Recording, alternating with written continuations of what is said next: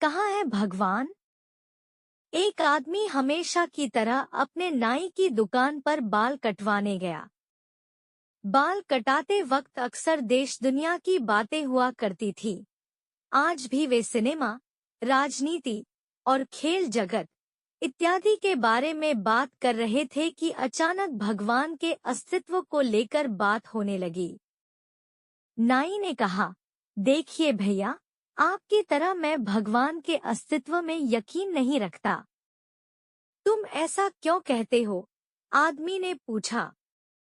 अरे, ये समझना बहुत आसान है। बस गली में जाइए और आप समझ जाएंगे कि भगवान नहीं है। आप ही बताइए कि अगर भगवान होते तो क्या इतने लोग बीमार होते, इतने बच्चे अनाथ होते?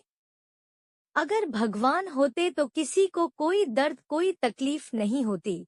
नाई ने बोलना जारी रखा, मैं ऐसे भगवान के बारे में नहीं सोच सकता जो इन सब चीजों को होने दे। आप ही बताइए, कहाँ है भगवान? आदमी एक क्षण के लिए रुका, कुछ सोचा, पर बहस बढ़े ना इसलिए चुप ही रहा।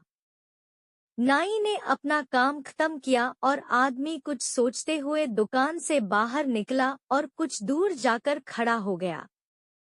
कुछ देर इंतजार करने के बाद उसे एक लंबी दाढ़ी मूंछ वाला अधेड़ व्यक्ति उस तरफ आता दिखाई पड़ा। उसे देखकर लगता था मानो वो कितने दिनों से नहाया धोया ना हो। आदमी तुरंत नाई की दुकान में वापस घुस गया और बोला, जानते हो इस दुनिया में नाई नहीं होते। भला कैसे नहीं होते हैं? नाई ने सवाल किया। मैं साक्षात तुम्हारे सामने हूँ। नहीं, आदमी ने कहा, वो नहीं होते हैं, वरना किसी की भी लंबी दाढ़ी मूंछ नहीं होती। पर वो देखो सामने उस आदमी की कितनी लंबी दाढ़ी मूंछ है। अरे नहीं भाई साहब, नाई होते हैं, लेकिन बहुत से लोग हमारे पास नहीं आते। नाई बोला। बिल्कुल सही, आदमी ने नाई को रोकते हुए कहा, यही तो बात है। भगवान भी होते हैं, पर लोग उनके पास नहीं जाते और ना ही उन्हें खोजने का प्रयास करते हैं। इसीलिए दुनिया में इतना दुख दर्द है। सबसे बड़ा हथियार। अकबर और बीरबल के बीच कभी कभी ऐसी बातें भी हुआ करती थी जिनकी परख करने में जान का खतरा रहता था। एक बार अकबर ने बीरबल से पूछा, बीरबल, संसार में सबसे बड़ा हथियार कौन सा है? बादशाह सलामत। संसार में सबसे बड़ा हथियार है आत्मविश्वास, बीरबल ने जवाब दिया। अकबर ने बीरबल की इस बात को सुनकर अपने दिल में रख लिया और किसी समय इसकी परख करने का निश्चय किया। दैवयोग से एक दिन एक हाथी पागल हो गया। ऐसे में हाथी को जंजीरों में जकड़ कर रखा जाता था। अकबर ने बीरबल के आत्मविश्वास की परख करने के लिए उधर तो बीरबल को बुलवा भेजा और इधर हाथी के महावत को हुक्म दिया कि जैसे ही बीरबल को आता देखे वैसे ही हाथी की जंजीर खोल दे। बीरबल को इस बात का पता नहीं था।